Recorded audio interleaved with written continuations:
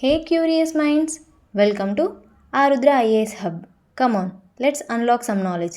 ఇవాళ మనం Ramesh Thapar versus state of Madras 1950 case గురించి డీటెయిల్గా తెలుసుకుందాం. అసలు ఎవరు ఈ రమేష్ థాపర్? ఈ రమేష్ థాపర్ అనే ఆయన ఒక communist and also cross roads అనే ఒక వీక్లీ జర్నల్ యొక్క పబ్లిషర్ అనమాట. ఈ జర్నల్ బాంబే స్టేట్లో ప్రచురణ అయ్యేది.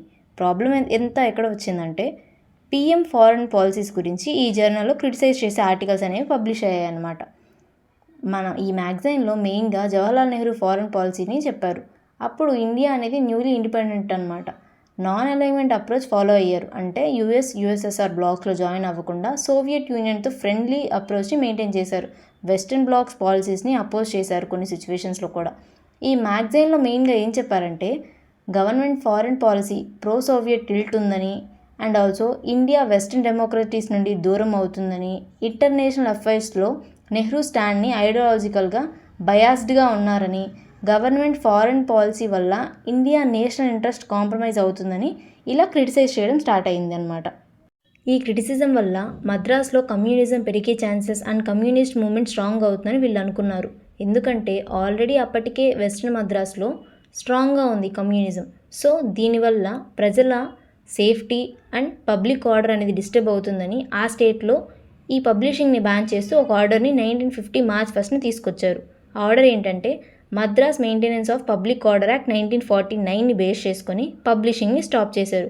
ఇందులో ఏం చెప్తున్నారంటే సెక్షన్ 9(1)A ప్రకారం ప్రజల భద్రత శాంతికి భంగం కలిగితే ఏ చర్యనైనా కూడా బ్యాన్ చేసే రైట్ గవర్నమెంట్కి ఉంది అని చెప్పి ఆ సెక్షన్లో చెప్తున్నారనమాట. అప్పటి వరకు మనకి కాన్స్టిట్యూషన్ అమల్లోకి రాలేదు కదా. సో ఈ యాక్ట్ దీన్ని ఎలా యూజ్ చేసుకున్నారు అంటే ఈ యాక్ట్ కాన్స్టిట్యూషన్ రాకముందు బ్రిటిష్ చేసిన 1935 government of India act section 100 ప్రకారం చేశారు. And also Madras state government ఇక్కడ ఇంకో పాయింట్ని కూడా రైజ్ చేసింది. అదే government of India act 1935 7th schedule ప్రకారం పబ్లిక్ ఆర్డర్ పబ్లిక్ సేఫ్టీని మెయింటైన్ చేయడం అనేది స్టేట్ లిస్ట్లోకి వస్తుందని, సో ఈ పబ్లిక్ ఆర్డర్ని పబ్లిక్ సేఫ్టీని మెయింటైన్ చేయడం మా రెస్పాన్సిబిలిటీ అని చెప్పింది. సో రమేష్ థాపర్ తన పేపర్ పబ్లిషింగ్ని బ్యాన్ చేసి తన ఫండమెంటల్ రైట్స్ని వయోలేట్ చేస్తున్నారని మద్రాస్ స్టేట్ గవర్నమెంట్పై సుప్రీంకోర్టులో పిటిషన్ వేశారు. ఈయన మెయిన్గా 19(1)A అండ్ 13(1) అండ్ 19(2) ఈ ఆర్టికల్స్ని బేస్ చేసుకొని కేసు వేశారనమాట. ఈ ఆర్టికల్స్ ఏంటో ఇప్పుడు డీటెయిల్గా చూద్దాం.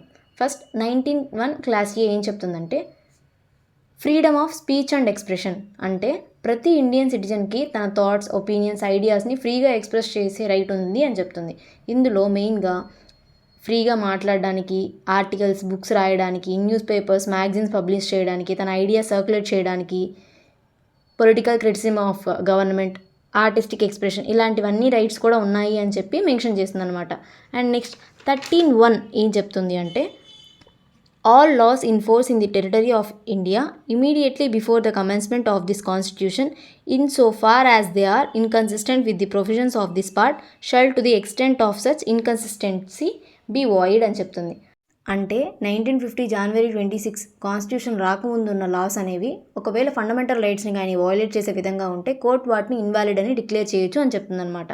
నెక్స్ట్ 19(2) ఏం చెప్తుందంటే Nothing in subclause A of clause 1 shall affect the operation of any existing law or prevent the state from making any law in so far as such law imposes reasonable restrictions on the exercise of the right conferred by the said subclause in the interests of the sovereignty, integrity of India, the security of the state, friendly relations with foreign states, public order, decency or morality, or in relation to contempt of court, defamation or incitement to an offence. అంటే ఈ article ప్రకారం government reasonable రిస్ట్రిక్షన్స్ని impose చేయొచ్చు. ఏవి effect అయితే government స్పీచ్ని restrict చేయొచ్చు చెప్తుంది. ఏవి?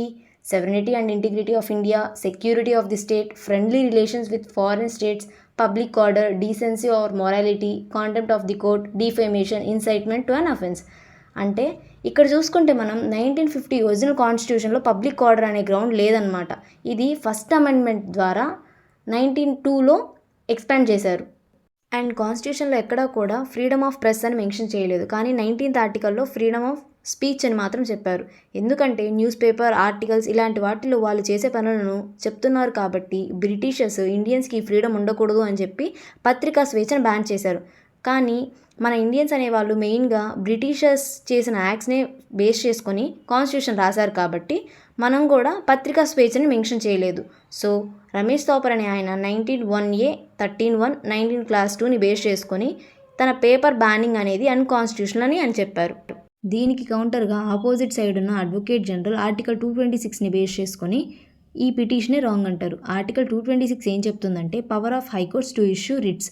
Not with standing anything in article 32, every high court shall have power through out the territories in relation to which it exercises jurisdiction to issue to any person or authority, including in appropriate cases any government within those territories, directions, orders or writs, including writs in the nature of habeas corpus, mandamus, prohibition, quo warranto and certiorari, or any of them for the enforcement of any of the rights conferred by the part 3 and for any other purpose. అంటే పౌర హక్కులు భంగం కలిగినప్పుడు హైకోర్టుని ఆశ్రయించాలి, legal process అనేది follow అవ్వాలి, high court వెళ్ళిన తర్వాత సుప్రీంకోర్టుకి వెళ్ళాలి, డైరెక్ట్గా సుప్రీంకోర్టుని కన్సల్ట్ అవ్వడం కరెక్ట్ కాదు, న్యాయ వ్యవస్థకు ఇది విరుద్ధమైనది అని చెప్తారు. దీనికి ఆపోజిట్ వాళ్ళు కౌంటర్గా ఆర్టికల్ 32ని యూజ్ చేస్తారు. ఇదేం చెప్తుందంటే the right to move the Supreme Court to appropriate proceedings for the enforcement of the rights conferred by this part is guaranteed. అంటే ఫండమెంటల్ రైట్స్ ఎన్ఫోర్స్ చేయడానికి సిటిజన్కి సుప్రీంకోర్టుని అప్రోచ్ అయ్యే రైట్ ఉంది. సో దీని ప్రకారం డైరెక్ట్గా సుప్రీంకోర్టుకి వెళ్ళొచ్చు అని చెప్తుందన్నమాట. సో ఈ విధంగా రమేష్ థాపర్ ఒక రిట్ పిటిషన్ వేశారు. ఆ వేసిన రిట్ పిటిషనే రిట్ ఆఫ్ సిటియోరరీ. అండ్ ఫైనల్గా జడ్జ్మెంట్ చూసుకుంటే సుప్రీంకోర్టు 1950 May 26న జడ్జ్మెంట్ ఇచ్చింది. ఈ జడ్జ్మెంట్లో 6 members ఉన్నారు జడ్జెస్. దీంట్లో 5:1 రేషియోలో తీర్పు అనేది వచ్చింది. బెంచ్ మెంబర్స్ని చూసుకుంటే Syed Fazal Ali head of the bench, H J Kania chief justice of India, M Patanjali Sastri, Mohan Chand Mahajan, Sudhir Ranjan Das, D K Mukherjee. దీంట్లో 5 members ఫండమెంటల్ రైట్స్ వయోలేట్ అవుతున్నాయని, బ్యాన్ చేయడం అన్కాన్స్టిట్యూషనల్ అని చెప్తుంటే ఒక పర్సన్ ఎవరో కాదు ఫజల్ అలీ ఆయన ఏం చెప్తున్నారంటే పబ్లిక్ ఆర్డర్ని ఎవెన్చువల్లీ సెక్యూరిటీ ఆఫ్ స్టేట్కి థ్రెటెండ్ అవ్వచ్చు అని చెప్పి ఆర్గ్యూ చేశారు. బట్ మెజారిటీ అనేది దీన్ని యాక్సెప్ట్ చేయలేదు.